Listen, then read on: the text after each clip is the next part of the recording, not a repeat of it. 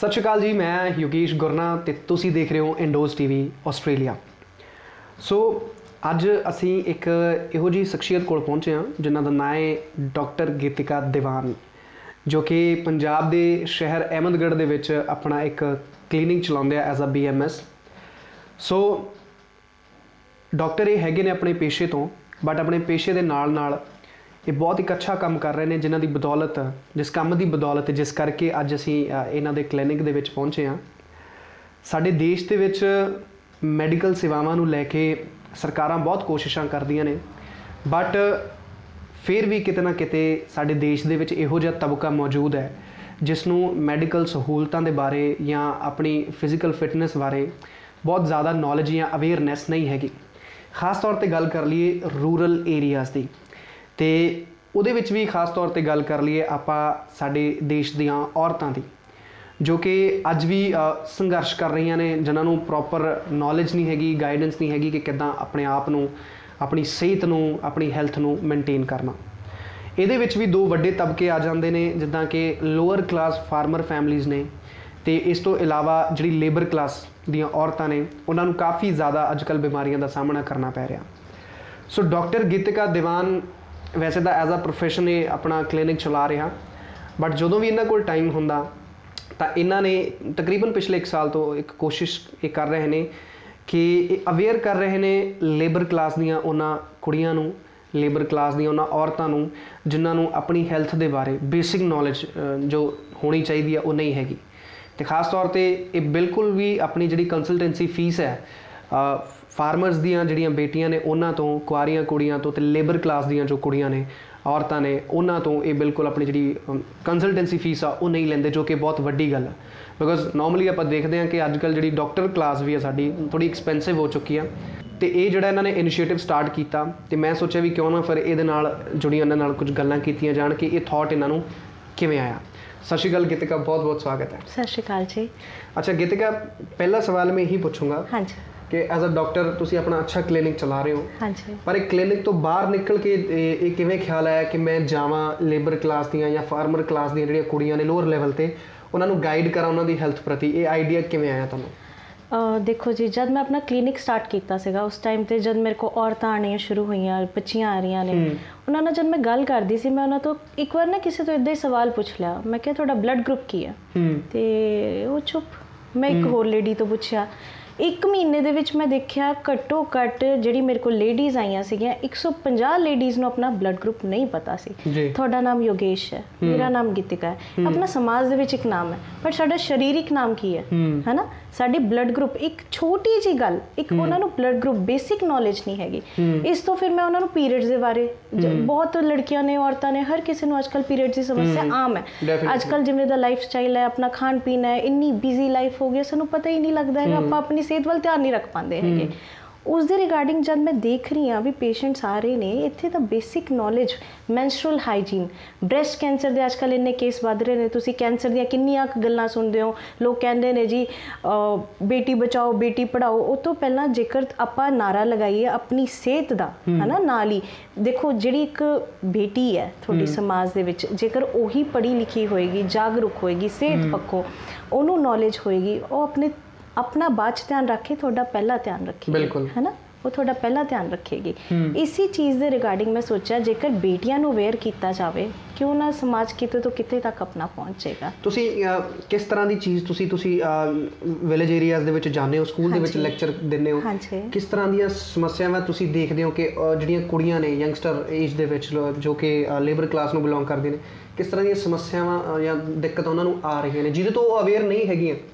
आम तौर पर आप HB की गल करते हैं, अपने खून च किन्ना ग्राम खून है अपने शरीर के विच, एनीमिया की प्रॉब्लम होगी हर औरत नूं, लड़कियां नूं तां बाद दे विच पीरियड्स की प्रॉब्लम होगी, बेसिक हाइजीन हो गया, मैंस्ट्रुअल हाइजीन जिहड़ा कि मैं अपने टॉपिक्स दे विच हमेशा कवर कर दिया। मैंस्ट्रुअल हाइजीन एक बेसिक जिहड़ा मैंस्ट्रुअल हाइजीन के टिप्स होंदे ने ना, जिहड़ी एक मदर नूं अपनी बेटी नूं अगे देने चाहिए। जिवें आपां सुनदे ना किसी सस ने अपनी नूंह नूं विरासत दे विच घर दे कड़े दित्ते, उदां ही आपां अपनियां जिहड़ियां मावां ने वो बेटियां नाल जेकर महीने ते माहवारी ते गल करदियां शर्म करदियां ने, तो अपना समाज कित्थे तंदुरुस्त रहेगा जी, कित्थे तंदुरुस्त रहेगा। एक गल होर मैं तुहाडे फेसबुक पेज ते भी देखिया सी ਕਿ ਤੁਸੀਂ ਜਿਹੜੇ ਕੰਸਲਟੇਂਸੀ ਚਾਰजेस ਨੇ ਉਹ ਨਹੀਂ ਲੈਂਦੇ। ਹਾਂਜੀ। ਹੁਣ ਆਪਾਂ ਥੋੜਾ ਜਿਹਾ ਫਾਈਨੈਂਸ਼ੀਅਲ ਲੈਵਲ ਤੇ ਵੀ ਗੱਲ ਕਰ ਲਈਏ ਕਿ ਇਹਦਾ ਤੁਹਾਨੂੰ ਨਹੀਂ ਲੱਗਦਾ ਕਿ ਤੁਸੀਂ ਵੈਸੇ ਅੱਛਾ ਕੰਮ ਕੀਤਾ ਬਟ ਐਜ਼ ਅ ਡਾਕਟਰ ਤੁਹਾਨੂੰ ਨਹੀਂ ਲੱਗਦਾ ਵੀ ਲਾਸ ਹੋ ਜਾਊਗਾ ਤੁਹਾਨੂੰ, ਬਿਕਾਜ਼ ਤੁਸੀਂ ਕਿਉਂਕਿ ਜ਼ਿਆਦਾਤਰ ਜਿਹੜੇ ਪੇਸ਼ੈਂਟਸ ਤੁਹਾਡੇ ਕੋਲ ਆਉਂਦੇ ਆ ਉਹ ਜ਼ਿਆਦਾਤਰ ਜਾਂ ਤਾਂ ਲੇਬਰ ਕਲਾਸ ਦੇ ਨੇ ਜਾਂ ਫਾਰਮਰ ਕਲਾਸ ਦੇ ਨੇ, ਬਟ ਤੁਸੀਂ ਉਹਨਾਂ ਦੀ ਹੀ ਕੰਸਲਟੇਂਸੀ ਫੀਸ ਮਾਫ ਕਰ ਦਿੱਤੀ ਹੈ, ਤੁਸੀਂ ਲੈਂਦੇ ਨਹੀਂ।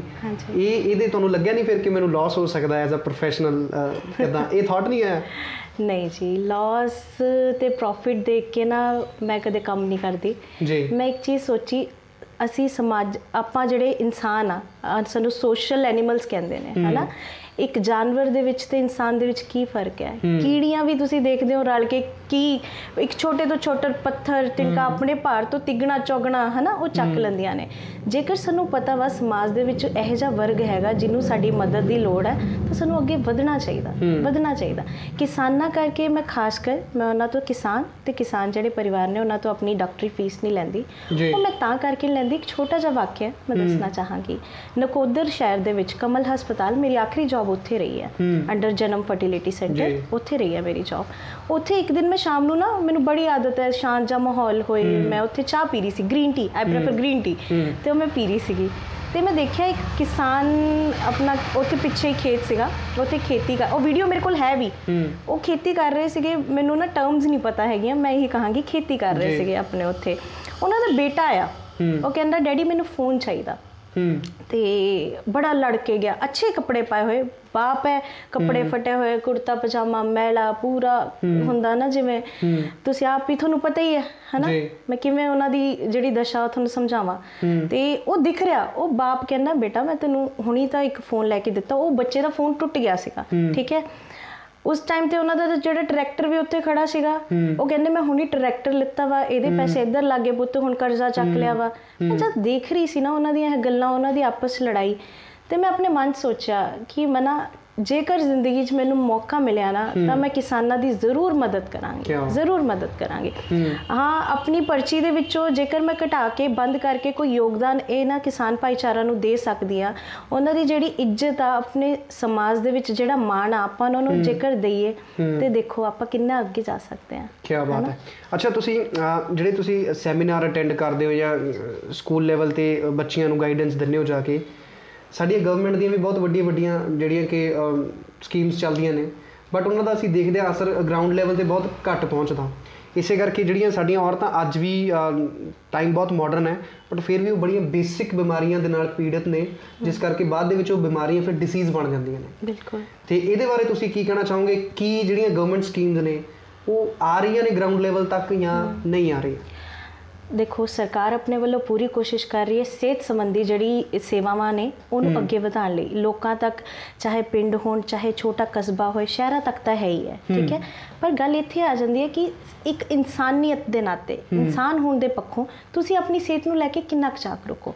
ਸਰਕਾਰ ਆਪਣੇ ਵੱਲੋਂ ਕੰਮ ਕਰ ਰਹੀ ਹੈ, ਪਰ ਉਹਨਾਂ ਨੂੰ ਪਿੰਡਾਂ ਦੇ ਵਿੱਚ ਜਾਂ ਜਿਹੜੇ ਛੋਟੇ ਕਸਬੇ ਨੇ ਉਹਨਾਂ 'ਚ ਆ ਕੇ ਅੱਗੇ ਨਾ ਸਿਹਤ ਸੰਬੰਧੀ ਜਾਗਰੂਕਤਾ ਲਈ ਲੜਕੀਆਂ ਨੂੰ, ਔਰਤਾਂ ਨੂੰ ਛੋਟੇ ਸੈਮੀਨਾਰ ਜਿਹੜੇ ਨੇ ਉਹ ਜ਼ਰੂਰ ਕੰਡਕਟ ਕਰਨੇ ਚਾਹੀਦੇ ਨੇ।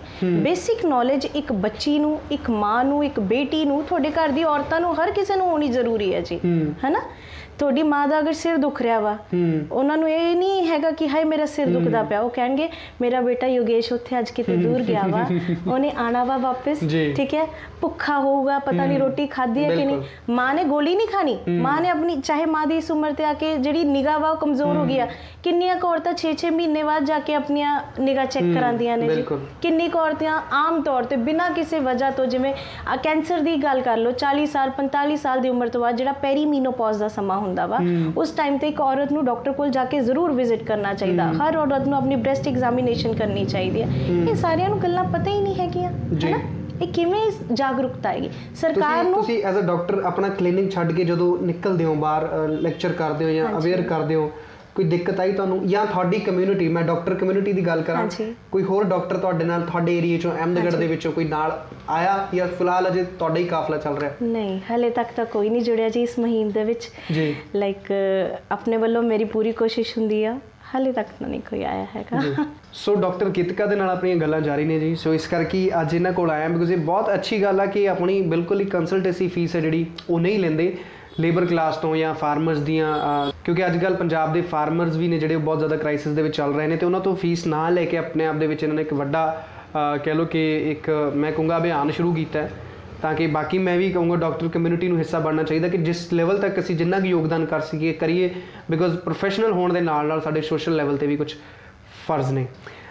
ਗੀਤਿਕਾ, ਆਪਾਂ ਦੇਖਦੇ ਹਾਂ ਕਿ ਜਿਹੜੀਆਂ ਲੇਬਰ ਕਲਾਸ ਦੀਆਂ ਜਾਂ ਔਰਤਾਂ ਨੇ ਜਾਂ ਮਿਡਲ ਕਲਾਸ ਨੇ, ਬਹੁਤ ਵੱਡੇ ਵੱਡੇ ਡਿਸੀਜ਼ ਅੱਜ ਉਹਨਾਂ ਨੂੰ ਬਣ ਜਾਂਦੇ ਨੇ, ਬ੍ਰੈਸਟ ਕੈਂਸਰ ਤੇ ਉਸ ਤੋਂ ਇਲਾਵਾ ਯੂਟਰਸ ਕੈਂਸਰ ਵੀ ਮੈਂ ਕਾਫੀ ਸੁਣਿਆ ਹੈ। ਇਹ ਚੀਜ਼ਾਂ ਮੈਂ ਸੁਣਿਆ ਸੀ ਕਿਸੇ ਤੋਂ ਕਿ ਅਗਰ ਟਾਈਮ ਤੇ ਇਹਨਾਂ ਦਾ ਟ੍ਰੀਟਮੈਂਟ ਹੋ ਜੇ ਤਾਂ ਇੱਕ ਨਾਰਮਲ ਟੈਬਲੇਟ ਨਾਲ ਇਹ ਚੀਜ਼ਾਂ ਠੀਕ ਹੋ ਸਕਦੀਆਂ ਨੇ, ਬਟ ਅਵੇਅਰਨੈਸ ਨਾ ਹੋਣ ਦੇ ਬਾਵਜੂਦ ਇਹ ਡਿਸੀਜ਼ ਬਣ ਜਾਂਦੀਆਂ ਨੇ। ਇਹਦੇ ਬਾਰੇ ਤੁਹਾਨੂੰ ਕੀ ਲੱਗਦਾ, ਤੁਹਾਨੂੰ ਕੀ ਇਹ ਚੀਜ਼ ਸਹੀ ਹੈ ਜਾਂ ਕਿੱਦਾਂ ਦੇ ਕੇਸਿਸ ਤੁਸੀਂ ਹੈਂਡਲ ਕਰਦੇ? ਦੇਖੋ, ਜਦ ਮੈਂ ਆਪਣੇ ਕਲੀਨਿਕ ਦੀ ਸ਼ੁਰੂਆਤ ਕੀਤੀ ਸੀਗੀ ਉਸ ਸਮੇਂ 'ਤੇ ਮੈਂ ਦੇਖਿਆ ਜਿਹੜੀਆਂ ਔਰਤਾਂ ਮੇਰੇ ਕੋਲ ਆ ਰਹੀਆਂ ਸੀਗੀਆਂ ਉਹਨਾਂ ਨੂੰ ਜਿਹੜੀ ਬੇਸਿਕ ਜਿਹੜੀ ਹੈਲਥ ਨੌਲੇਜ ਹੁੰਦੀ ਹੈ ਨਾ ਉਹ ਵੀ ਨਹੀਂ ਸੀਗੀ। ਸਰਕਾਰ ਆਪਣੇ ਪੱਧਰ ਤੇ ਕੰਮ ਕਰ ਰਹੀ ਹੈ, ਪਰ ਸਰਕਾਰ ਨੂੰ ਇਸ ਚੀਜ਼ ਦਾ ਵੀ ਧਿਆਨ ਦੇਣਾ ਚਾਹੀਦਾ। ਇਹ ਜਿਹੜੀ ਮਾਈਨਰ ਕਲਾਸ ਹੈ ਨਾ ਜਿਹੜੀ, ਉਹਦੇ ਤੇ ਥੋੜਾ ਜਿਹਾ ਜ਼ਿਆਦਾ ਵਰਕ ਕਰਨ ਦੀ ਲੋੜ ਹੈ, ਕਿਉਂਕਿ ਸਿੰਪਲ ਸਿਹਤ ਸੰਬੰਧੀ ਜਾਗਰੂਕਤਾ ਉਹਨਾਂ ਨੂੰ ਉਹ ਵੀ ਨਹੀਂ ਹੈਗੀ। ਹੁਣ ਕੈਂਸਰ ਦੀ ਜੇਕਰ ਆਪਾਂ ਗੱਲ ਕਰੀਏ, ਜਿਵੇਂ ਕਿ ਤੁਸੀਂ ਬੱਚੇਦਾਨੀ ਦਾ ਕੈਂਸਰ ਕਿਹਾ ਜਾਂ ਛਾਤੀ ਦੇ ਕੈਂਸਰ ਦੀ ਗੱਲ ਕੀਤੀ ਆ, ਕਹਿੰਦੇ ਤੁਸੀਂ ਕੈਂਸਰ ਦੀ ਇੱਕ ਲਾਈਨ ਸੁਣੀ ਹੋਏਗੀ, ਕਹਿੰਦੇ ਨਾ ਦੇਰੀ ਨਾਲੋਂ ਵੀ ਦੇਰੀ ਨਹੀਂ ਕਰੋ ਤੁਸੀਂ, ਜਾਗਰੂਕਤਾ ਚੰਗੀ, ਦੇਰੀ ਨਾਲੋਂ ਜਾਗਰੂਕਤਾ ਚੰਗੀ। ਇਹ ਅਭਿਆਨ ਜਿਹੜੇ ਸ਼ੁਰੂ ਹੋਣੇ ਚਾਹੀਦੇ ਆ। ਆਪਾਂ ਬੜੇ ਸ਼ਹਿਰਾਂ ਦੇ ਵਿੱਚ ਹਰ ਜਗ੍ਹਾ ਤੇ ਦੇਖ ਰਹੇ ਹਾਂ, ਪਰ ਜਿਹੜੀ ਇਹ ਲੇਬਰ ਕਲਾਸ ਹੈ, ਜਿਹੜੇ ਲੋਕਾਂ ਨੂੰ ਆਪਣੀ ਰੋਜ਼ਾਨਾ ਰੋਟੀ ਹੀ ਜਿਹੜੀ ਬਹੁਤ ਮੁਸ਼ਕਿਲ ਨਾਲ ਮਿਲਦੀ ਆ, ਉਹਨਾਂ ਦੀ ਸਿਹਤ ਦਾ ਕੀ? ਸਾਨੂੰ ਇਹਨਾਂ ਦੀ ਸਿਹਤ ਵੱਲ ਜ਼ਿਆਦਾ ਧਿਆਨ ਦੀ ਲੋੜ ਹੈ ਕਿ ਇਹ ਲੋਕ ਵੀ ਇਹ ਜਿਹੜੀ ਸਿਹਤ ਸੰਬੰਧੀ ਸੇਵਾਵਾਂ ਨੇ ਇਹ ਤੋਂ ਵੀ ਨਾ ਵਿਚਰਨ। ਇਹ ਬਹੁਤ ਧਿਆਨ ਦੇਣ ਦੀ ਲੋੜ ਹੈ ਸਰਕਾਰ ਨੂੰ।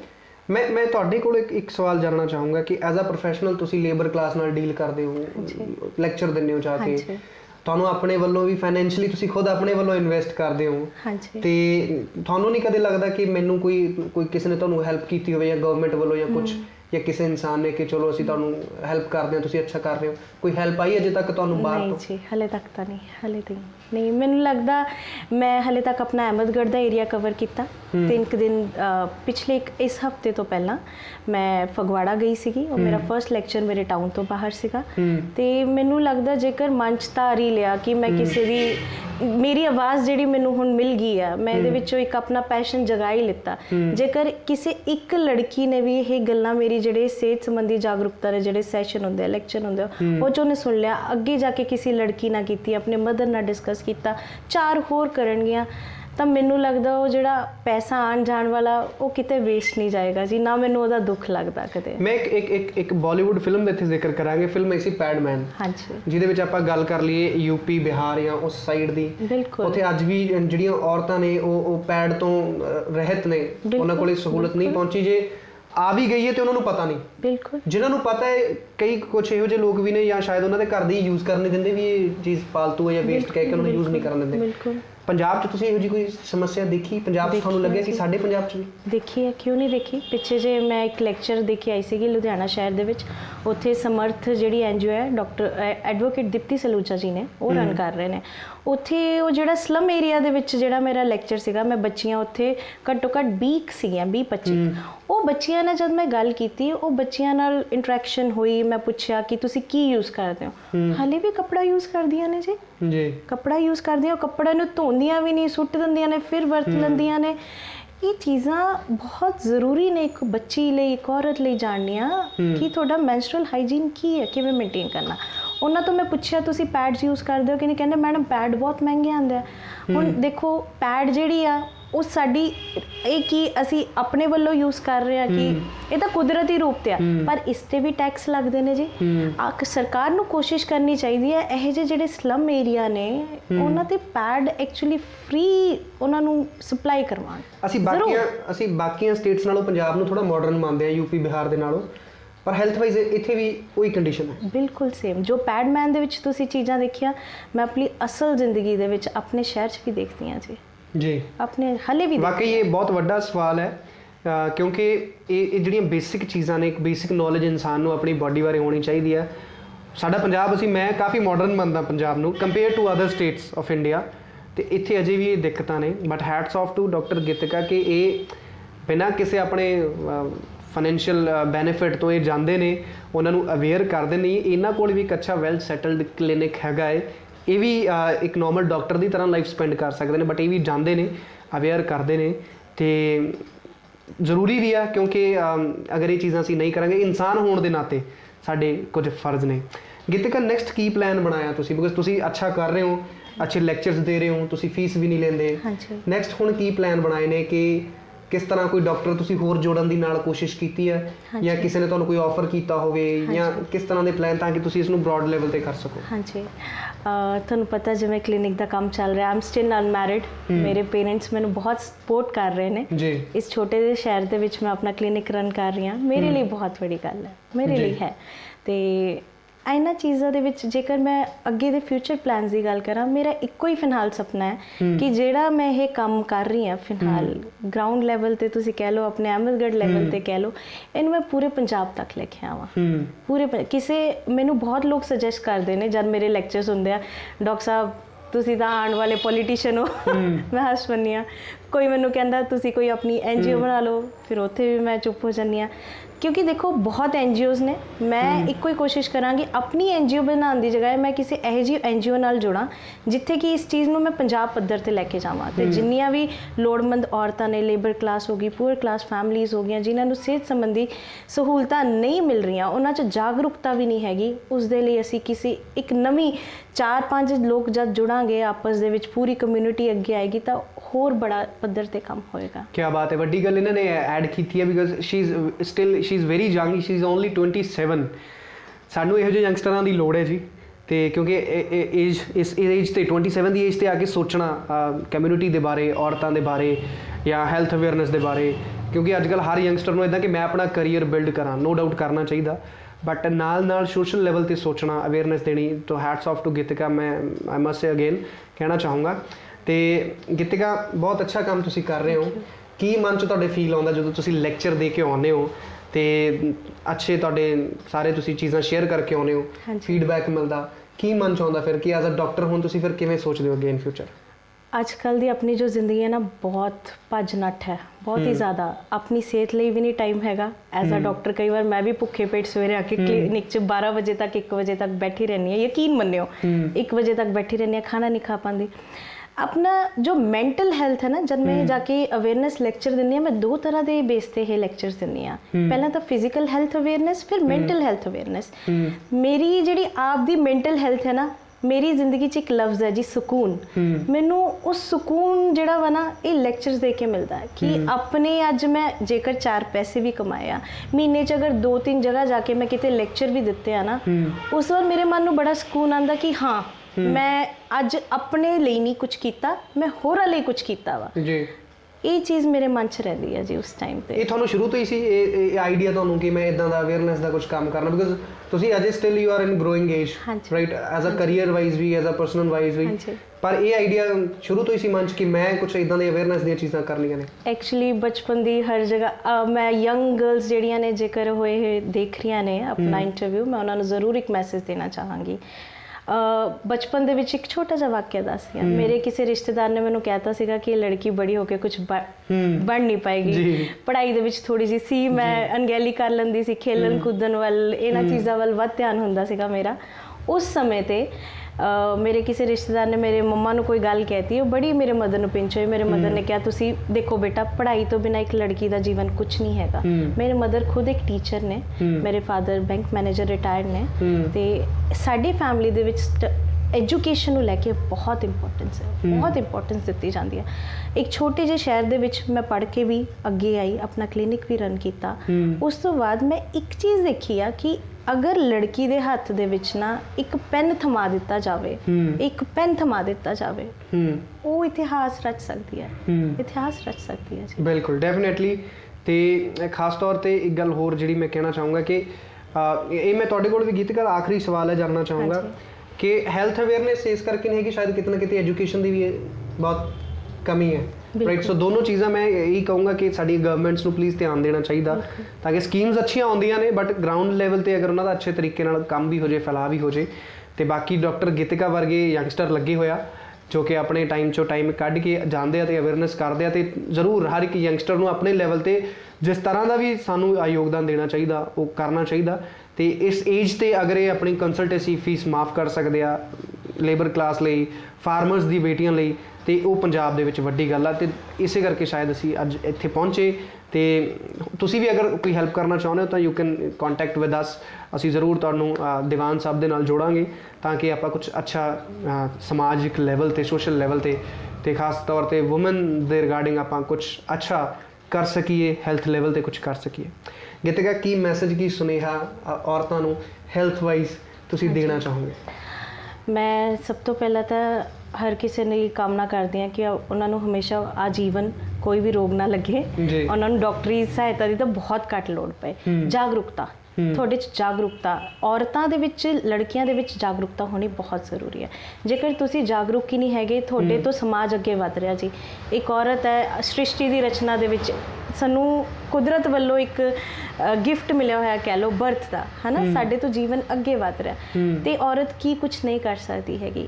ਔਰਤਾਂ ਲਈ ਸਿਰਫ ਮੇਰਾ ਸਿਹਤ ਪੱਖੋਂ ਇੱਕੋ ਹੀ ਸੁਝਾਅ ਹੋਏਗਾ, ਇੱਕੋ ਹੀ ਮੈਸੇਜ ਹੋਏਗਾ। ਸਭ ਤੋਂ ਪਹਿਲਾਂ ਤਾਂ ਗੂਗਲ ਤੇ ਜਿਹੜੀਆਂ ਤੁਸੀਂ ਬਿਮਾਰੀਆਂ ਨੂੰ ਸਰਚ ਕਰਦੇ ਹੋ, ਇਹ ਚੀਜ਼ਾਂ ਕਰਦੇ ਹੋ, ਪਲੀਜ਼ ਬੰਦ ਕਰੋ। ਇਹ ਬਹੁਤ ਹੀ ਪਤਾ ਨਹੀਂ ਕਿੱਥੇ ਦਾ ਗਲਤ ਟ੍ਰੈਂਡ ਚੱਲ ਪਿਆ ਜੀ, ਹੈ ਨਾ। ਤੁਸੀਂ ਜੇਕਰ ਦੇਖੋ, ਮੇਰੇ ਕੋਲ ਮੈਂ ਇੱਕ ਚੀਜ਼ ਦੇਖ ਰਹੀ ਹਾਂ, ਅੱਜ ਤੋਂ ਸਾਲ ਕੁ ਪਹਿਲਾਂ ਅਗਰ ਇੱਕ ਲੇਡੀ ਜਿਹੜੀ ਆਪਣੀ ਪ੍ਰੋਬਲਮ ਇੰਨੀ ਵਧਾ ਕੇ ਆ ਜਾਂਦੀ ਹੈ, ਜੋ ਸਾਲ ਪਹਿਲਾਂ ਹੀ ਆ ਗਈ ਹੁੰਦੀ, ਉਹ ਕਦੀ ਕਹਿੰਦੀ ਹੈ ਮੈਡਮ ਮੈਂ ਕਿਸੇ ਕੈਮਿਸਟ ਤੋਂ ਦਵਾਈ ਲੈ ਲਈ, ਫਿਰ ਉਹ ਕਹਿੰਦੇ ਜੀ ਮੈਂ ਕਿਸੇ ਬਾਬੇ ਕੋਲ ਹਥੌਲਾ ਕਰਾਉਣ ਚੱਲ ਗਈ, ਕੁਛ ਇਦਾਂ ਹੀ ਬੋਲਦੀਆਂ ਨੇ। ਫਿਰ ਉਹ ਮੈਨੂੰ ਮੈਂ ਮਾੜਾ ਨਹੀਂ ਕਹਿੰਦੀ, ਚਲੋ ਠੀਕ ਹੈ, ਉਹਨਾਂ ਦੀ ਆਪਣੀ ਧਾਰਮਿਕ ਕੁਝ ਭਾਵਨਾਵਾਂ ਨੇ, ਉਹਨਾਂ ਨੂੰ ਠੇਸ ਪਹੁੰਚਾਉਣ ਦਾ ਮੇਰਾ ਮਕਸਦ ਨਹੀਂ ਹੈਗਾ। ਪਰ ਉਹ 1 ਸਾਲ ਪਹਿਲਾਂ ਜੇਕਰ ਔਰਤ ਮੇਰੇ ਕੋਲ ਆ ਗਈ ਹੁੰਦੀ ਤਾਂ ਉਹਨੂੰ ਜਿਹੜੀ ਇੱਕ ਸਿੰਪਲ 5-6-10 ਦਿਨਾਂ ਦੀ ਦਵਾਈ ਦੇ ਨਾਲ ਆਰਾਮ ਆ ਸਕਦਾ ਸੀ, ਉਹ ਕਿਤੋਂ ਤੋਂ ਕਿਤੇ ਰੂਪ ਲੈ ਜਾਂਦਾ ਸੀ, ਹੈ ਨਾ। ਔਰਤਾਂ ਨੂੰ ਇਹਨਾਂ ਚੀਜ਼ਾਂ ਦਾ ਧਿਆਨ ਹੋਣਾ ਚਾਹੀਦਾ। ਮੈਂਸਟਰੁਅਲ ਹਾਈਜੀਨ, ਤੁਸੀਂ ਆਪਣੀ ਬੇਟੀ ਨਾਲ, ਤੁਹਾਡੇ ਘਰ ਦੇ ਵਿੱਚ ਕੋਈ ਵੀ ਬੱਚੀਆਂ ਨੇ, ਉਹਨਾਂ ਖੁੱਲ੍ਹ ਕੇ ਇਸ ਟੌਪਿਕ ਤੇ ਗੱਲ ਕਰੋ। ਕੈਂਸਰ, ਬ੍ਰੈਸਟ ਕੈਂਸਰ ਹੋ ਗਿਆ, ਬੱਚੇਦਾਨੀ ਦੇ ਮੂੰਹ ਦਾ ਕੈਂਸਰ ਹੋ ਗਿਆ ਜੀ, ਤੁਹਾਡੀ ਜਿਹੜੀ ਮਾਹਵਾਰੀ ਦਾ ਰੁਕਣ ਦਾ ਸਮੇਂ ਹੁੰਦਾ 40 ਤੋਂ ਲੈ ਕੇ 45 ਸਾਲ ਦੀ ਉਮਰ ਦੇ ਵਿੱਚ, ਮੈਮੋਗ੍ਰਾਫੀ ਵੱਲ ਅੱਗੇ ਵਧੋ। ਪੈਪ ਸਮੀਅਰ ਜਿਹੜੇ ਟੈਸਟ ਹੁੰਦੇ ਨੇ, ਉਹਨਾਂ ਵੱਲ ਅੱਗੇ ਵਧੋ। ਤੁਸੀਂ ਜੇਕਰ ਕਿਸੇ ਵੀ ਕੁੜੀ ਨੂੰ ਦੇਖ ਰਹੇ ਹੋ, ਕੋਈ ਲਾਚਾਰ ਕੁੜੀ, ਕਹਿਣਾ ਅੱਛੀ ਗੱਲ ਨਹੀਂ ਹੈ ਮੇਰੇ ਲਈ, ਮੈਨੂੰ ਨਹੀਂ ਲੱਗਦਾ ਇਦਾਂ ਮੈਨੂੰ ਬੋਲਣਾ ਚਾਹੀਦਾ। ਲਾਚਾਰੀ ਉੱਥੇ ਆਏਗੀ ਜੇਕਰ ਉਹਦੇ ਹੱਥ ਦੇ ਵਿੱਚ ਜਾਂ ਤਾਂ ਕੋਈ ਗੁਣ ਨਾ ਹੋਏ ਜਾਂ ਪੈਨ ਨਾ ਹੋਏ। ਕਿਤੇ ਵੀ ਤੁਹਾਨੂੰ ਮੌਕਾ ਮਿਲਦਾ ਵਾ ਆਪਣੀ ਵੂਮਨ ਕਮਿਊਨਿਟੀ ਦੀ ਹੈਲਪ ਕਰਨ ਲਈ, ਤਾਂ ਸਿੰਪਲ ਇੱਕ ਕੁੜੀ ਨੂੰ ਪੜ੍ਹਾਓ, ਇੱਕ ਕੁੜੀ ਨੂੰ ਪੜ੍ਹਾਓ ਜੀ। ਬਹੁਤ ਜ਼ਰੂਰੀ ਹੈ ਸਮਾਜ ਦੇ ਵਿੱਚ ਕੁੜੀਆਂ ਦਾ ਪੜ੍ਹੇ ਲਿਖੇ ਹੋਣਾ। ਡੈਫੀਨੇਟਲੀ ਜੀ। ਤੇ ਸ਼ਾਇਦ ਇਸੇ ਕਰਕੇ ਮੈਂ ਲਾਸਟ ਦੇ ਵਿੱਚ ਕਹਿਣਾ ਚਾਹੂੰਗਾ ਕਿ ਜਿੱਦਾਂ ਕਿ ਇੱਕ ਵੂਮਨ ਹੋ ਕੇ ਗੀਤਿਕਾ ਨੇ ਸੋਚਿਆ ਕਿ ਮੈਂ ਇੱਦਾਂ ਦਾ ਕੁਝ ਕਰ ਸਕਦੀ ਹਾਂ ਐਜ਼ ਅ ਯੰਗਸਟਰ, ਤੇ ਅਗਰ ਤੁਹਾਡੀ ਬੇਟੀ ਪੜ੍ਹ ਕੇ ਕੁਝ ਇੱਦਾਂ ਦੇ ਇਨੀਸ਼ੀਏਟਿਵ ਸਟਾਰਟ ਕਰੇ ਤੇ ਅਸੀਂ ਸਮਾਜ ਨੂੰ, ਸਾਡੇ ਨੂੰ ਬੜੀ ਜਲਦੀ ਸੁਧਾਰ ਸਕਦੇ ਹਾਂ, ਸੋ ਇਸੇ ਕਰਕੇ ਅੱਜ ਅਸੀਂ ਇੱਥੇ ਆਏ ਸੀ ਕਿ ਗੀਤਿਕਾ ਵਰਗੇ ਜਿਹੜੇ ਡਾਕਟਰ ਨੇ, ਜਿਹੜੇ ਕਿ ਆਪਣੇ ਕਰੀਅਰ ਦੀ ਸਟਾਰਟਿੰਗ ਦੇ ਵਿੱਚ ਹੀ ਇੰਨੇ ਅੱਛੇ ਇਨੀਸ਼ੀਏਟਿਵ ਲੈ ਰਿਹਾ, ਤਾਂ ਕਿ ਇਹਨਾਂ ਦੀ ਅਵੇਅਰਨੈਸ ਨਾਲ ਹੋਰ ਵੀ ਲੋਕਾਂ ਤੱਕ ਸਾਡੀ ਗੱਲ ਪਹੁੰਚੇ ਤੇ ਆਪਾਂ ਸੁਸਾਇਟੀ ਲਈ ਕੁਝ ਨਾ ਕੁਝ ਅੱਛਾ ਆਪਣੇ ਲੈਵਲ ਤੇ ਕਰ ਸਕੀਏ। ਸੋ ਇਸ ਖਾਸ ਮੁਲਾਕਾਤ ਦੇ ਵਿੱਚ ਫਿਲਹਾਲ ਇੰਨਾ ਹੀ ਜੀ। ਹੁਣ ਮੈਨੂੰ ਯੋਗੇਸ਼ ਨੂੰ ਦਿਓ ਇਜਾਜ਼ਤ। ਤੁਸੀਂ ਜੁੜੇ ਰਹਿਣਾ ਇੰਡੋਜ਼ ਟੀਵੀ ਦੇ ਨਾਲ। ਮੈਂ ਤੁਹਾਡੀ ਟੀਮ ਦਾ ਦਿਲੋਂ ਧੰਨਵਾਦ ਕਰਦੀ ਹਾਂ ਇੱਥੇ ਆਏ ਤੇ। ਸਤਿ ਸ਼੍ਰੀ ਅਕਾਲ ਜੀ।